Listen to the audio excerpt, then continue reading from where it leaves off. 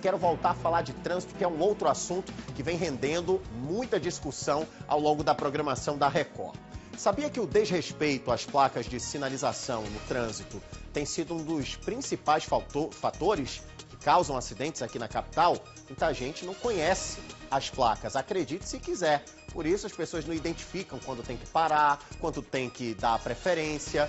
O João Luiz Onetti está com um especialista em trânsito, o Manuel Paiva, que vai falar sobre a importância da educação no trânsito, a importância de conhecer essas placas de sinalização. Vem comigo aqui para o telão da audiência.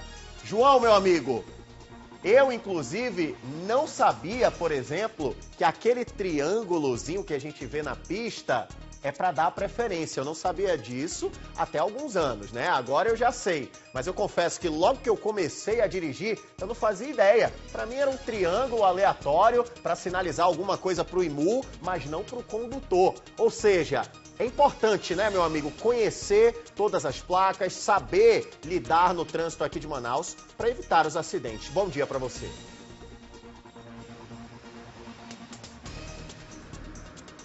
Oi, Alisson, bom dia a você e você de casa que nos acompanha. Com certeza é muito importante que a gente tenha aí essa noção, né, esse conhecimento das placas de trânsito, das sinalizações em geral, verticais, horizontais, para que a gente possa ter um trânsito seguro, até porque hoje você pode ser motorista, mas em momentos depois você pode, por exemplo, estar caminhando até uma padaria, até um mercadinho, ser um pedestre e aí acabar, infelizmente, perdendo até a vida por conta da imprudência. Eu estou agora num cruzamento bastante intenso aqui no Parque das Laranjeiras. Aqui a rua Visconde de Abaeté com a Visconde de Porto Seguro, uma das principais do Parque das Laranjeiras. Um cruzamento muito movimentado, que a gente inclusive tem o registro de um vídeo de uma situação que aconteceu na manhã de ontem, onde um carro, uma Mercedes, estava saindo ali da Visconde de Abaeté, foi virar à esquerda para chegar aqui, ó, na Visconde de Porto Seguro e acabou atingindo em cheio um motociclista, seu Paulo, de 66 anos, que estava aí saindo do hospital, ia para casa e acabou sendo atingido. A gente tem essas imagens aí, você de casa deve estar acompanhando, tudo muito rápido. O carro não deu sinal, não observou ali a sinalização de pare, que está apagada no chão, mas não importa, é cruzamento, tem que parar, não precisa ter a sinalização. Se você está chegando no cruzamento, você sabe que tem que parar, você não pode achar que está no Velozes e Furiosos, né, para passar ali com tudo. Eu vou conversar com a Elisa, que é filha do seu Paulo. Antes a gente falar, Alisson, você falou sobre o Manuel, a gente vai já falar com o Manuel, mas antes a gente vai falar com a Elisa, que é filha do seu Paulo e acompanhou um pouco esses momentos depois desse acidente. Elisa, você, claro, ficou muito nervosa com a situação. Seu pai, 66 anos, voltava para casa, um motociclista experiente, acabou passando por uma situação dessa, o que tudo indica por imprudência, por falta de atenção do outro motorista, não é isso? Bom dia. Bom dia, tudo bem? Bom dia. Foi desesperador. Quando eu recebi a ligação, vim aqui que me atingiram, né? E aí, naquele momento, eu só pensei, me manda a localização que eu tô correndo para ir. E aí, quando eu cheguei aqui, tinham 5 pessoas ao redor do rapaz que tinha cometido lá, né? Que tinha feito a colisão, estava dirigindo, quer dizer, e o meu pai, com só uma testemunha do que aconteceu, né? E assim, foi difícil, porque até então ele só narrou como tinha acontecido e já foi difícil ver ele ali em pé. Mas logo depois, quando eu vi as imagens, eu agradeci foi a Deus, porque o meu pai é transplantado de rim e fígado. E ele está vivo porque Deus permitiu que ele vivesse. E ontem a minha filha estava completando 18 anos. Nós poderíamos estar chorando no velório, mas sou grata a Deus porque ele está vivo e deu tudo certo, né? Eu sei que você está emocionada. Vou dar uma pausa aqui rapidinho, Alisson, só para mostrar, olha só. O percurso que o seu Paulo estava fazendo era justamente esse aqui. Ele estava vindo, como quem vem ali da área da entrada do Aeroclube, em direção aqui ao Parque das Laranjeiras, no sentido que esses carros estão fazendo. O outro carro, que foi fazer a conversão, ele saiu daquele sentido e foi virar para cá. Foi virar aí para a direita do seu vídeo. Só que nisso ele não prestou atenção, não deu sinal de que ia virar e acabou atingindo em cheio o motociclista. É como a Elisa disse, ela ficou muito assustada com a situação. O pai já experiente, a gente consegue perceber nas imagens que ele estava inclusive na preferencial, vale destacar que essa avenida é a preferencial, é a maior. Ou seja, todo mundo que está na rua perpendicular precisa fazer a parada. Eu vou conversar com o Manuel Paiva agora, que vai falar um pouco para a gente sobre essas dicas, inclusive, essas ações que todo motorista precisa ter, que são tão importantes para a gente ter um trânsito seguro. Manuel, como você estava conversando com a gente ainda há pouco, esse motorista, por mais que ele não tenha visto ali aquele pare, ele é obrigado a parar porque ele não está numa rua principal, não é isso? Bom dia. Bom dia ao telespectador. O bom senso coloca isso. O nosso trânsito ele é muito hostil porque as pessoas se sentem superiores, né? Ou seja, um carro caro, quando vê um trabalhador numa moto que está na sua posição, um trabalhador que já fez curso de direção defensiva, que nunca teve infração de trânsito, é uma pessoa de idade, ainda está na luta e o meio de transporte ainda é a motocicleta, né? Ele tem um comportamento sempre exemplar.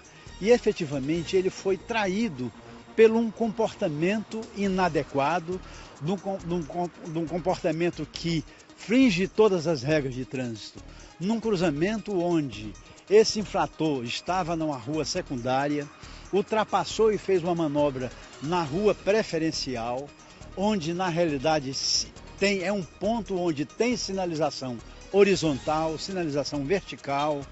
Existe tradicionalmente aqui uma redução que se possa ter nesse cruzamento, a redução da velocidade, e efetivamente aconteceu aquilo que sirva de exemplo que não se originou ou não foi consequência de uma vítima fatal, mas um exemplo de que um condutor de motocicleta, um trabalhador, um senhor idoso, que efetivamente precisa ser respeitado. Nós estamos no Maio Amarelo. Desacelere, tenha atenção ao cruzar uma interseção sinalizada.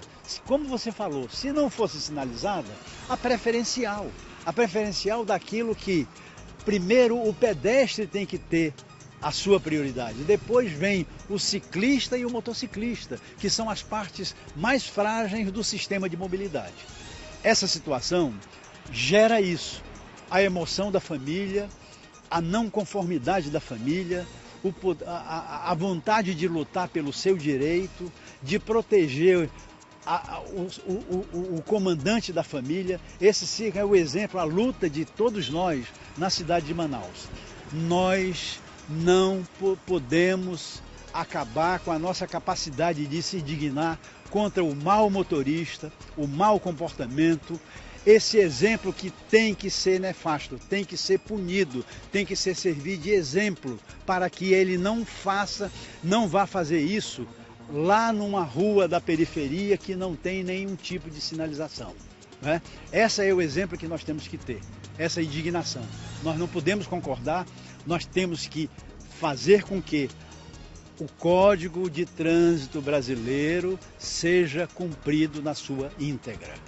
Manuel, obrigado pelas informações. É isso, Alisson, que o Código Brasileiro de Trânsito seja cumprido sempre. Inclusive, enquanto a gente gravava aqui, fazia a nossa entrada ao vivo, muitos motoristas não pararam. Inclusive, a gente tem aqui, ó, placa de pare, aqui nesse cruzamento. Tem a sinalização vertical também no outro lado ali. Sinalização horizontal com a tinta, mesmo apagada, isso não é desculpa, porque a gente tem aqui, óbvio, uma interseção. Então todo mundo tem que parar. Isso que ele falou sobre os mais frágeis, isso aí é uma lei que funciona muito bem, por exemplo, nos Estados Unidos. Lá a lei é primeiro o homem e depois a máquina. Primeiro o pedestre, depois o carro. Mas aqui parece que ninguém está muito preocupado em respeitar a vida, sempre com muita afobação, com muita agonia, fazendo manobras aí totalmente arriscadas, entrando na rua com muita velocidade, podendo causar um acidente. E a gente percebe, inclusive, olha só, tem uma barreira, antes de a gente devolver para você, a gente tem aquela barreira amarela e preta ali, por exemplo, do outro lado da rua, que isso já demonstra que aquele proprietário com certeza já estava cansado de ver acidentes na porta da própria casa, ter ali prejuízos financeiros, materiais, por conta de acidentes. Carros que vêm em alta velocidade, tanto motoristas embriagados quanto motoristas sóbrios, que foi o caso provavelmente desse jovem que estava na Mercedes e atingiu em cheio o seu Paulo. Volto com você, Alisson. Obrigado, João, pelas informações. Inclusive, João, essa lei que funciona muito bem nos Estados Unidos em relação a priorizar o homem e não a máquina é ensinada pra gente nas autoescolas. Só que não é cumprida na prática, não é o que a gente vê. A preferência sempre é do menor. No caso, o ciclista cuida do pedestre, o motociclista cuida do ciclista, o motorista de carro cuida do motociclista, mas não é assim que a gente vem vendo nas ruas aqui da capital. Eu acredito que o excesso de confiança também seja um problema, porque tem sinalização, tem placa de pare, tem a sinalização no chão também para o motorista, bastante visível por sinal. Só que o condutor, por morar na área, por conhecer o movimento, por saber como é o trânsito, se acha confiante, não para no cruzamento. E é aí que mora o perigo, porque no trânsito tudo muda em questão de segundos. Obrigado, João. Bom trabalho para você por aí.